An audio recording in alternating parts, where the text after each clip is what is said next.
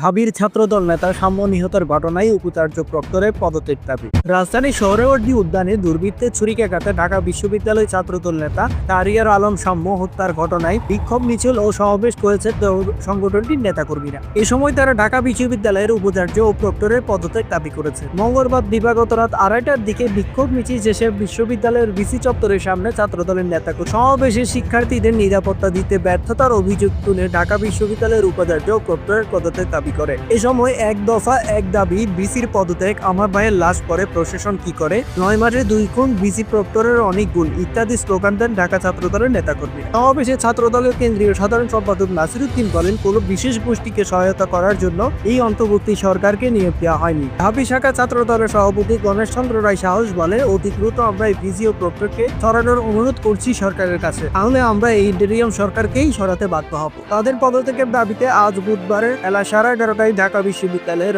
আজু ভাস্কর্যের সামনে বিক্ষোভ হয়েছে। গতকাল মঙ্গলবার দিবাগত রাত 12টার দিকে সোহরাওয়ার্দী উদ্যান এলাকায় ছুরিকাঘাতে নিহত হন ঢাবি বিশ্ববিদ্যালয় স্যার এফ রহমান শাখা ছাত্র দলের সাহিত্য প্রকাশনা সম্পাদক শাহরিয়ার আলম সৌম্য। তিনি বিশ্ববিদ্যালয়ের শিক্ষা ও গবেষণা বিভাগের মাস্টার্সের শিক্ষার্থী ছিলেন। তার বাড়ি সিরাজগঞ্জের উল্লাপাড়া থানা এলাকায়। এই ঘটনায় এখন পর্যন্ত 3 জনকে গ্রেফতার করেছে পুলিশ।